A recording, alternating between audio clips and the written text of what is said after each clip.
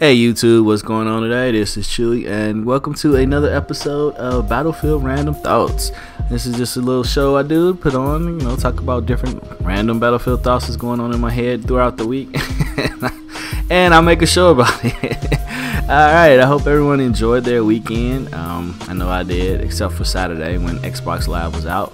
No kids, no wife, no Xbox. So yeah, it was a perfect Saturday. Also, I want to give a shout out to Chewy219. He's also a new YouTuber like myself. He puts out some pretty good content, so go check out his page. I will put a link in the description below. Alright, the gameplay you're watching is just me playing a little close quarters, and I am using a shotgun. I am using the dreaded douchebag setup.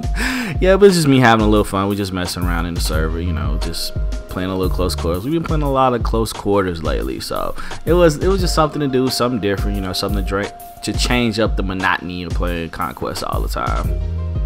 Alright, today I want to talk about what makes you a better player. Is it your kill to death ratio or is it your score per minute? Now, a kill to death ratio, what it means is how many kills you get compared to your deaths, and it comes up with a numerical formula for that. And score per minute is how many points you get on average during a round per minute. Now, in Battlefield 3, which is a little different than Call of Duty, is that in Battlefield 3 you can be revived by a teammate if they get to you in enough time. So what that means is that even though you die and the person that kills you get credit for the kill, you may not get credit for the death. So that kind of skews kill to death ratio numbers. Now, someone in theory can die 100 times in a match but only be counted for one death. Now, the person will get credit for 100 kills, but they would only get credit for one death. So does that, I don't know, does that mean they're a good player because their kill to death ratio is good in that one match? Who's to say? Now, you see people all the time and they'll be like, oh, look at my KD, look at my KD, I'm good, you suck, blah blah blah. Well, mathematically speaking, an average KD is 1 because for every kill there's a death.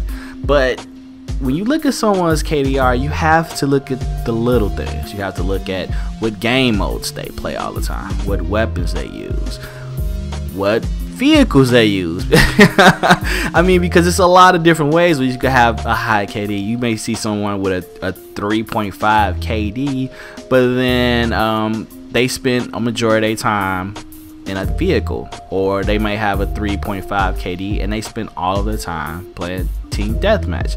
Both of those people tend to have higher KDRs. So it's hard to judge a person's ability by KDR. I personally don't.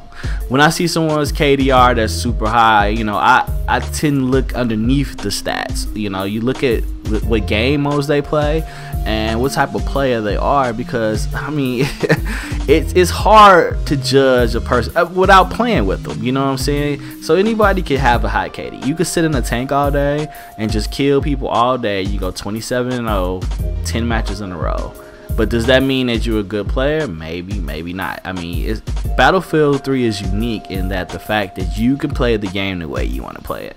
It doesn't make you a better player because your KDR is higher. It just means that you get more kills whatever you're doing, or maybe you're getting revived more. It's hard to say what is a good KDR. Now, do I think having a high KDR or a high score per minute means that you're a better Battlefield player than someone that doesn't?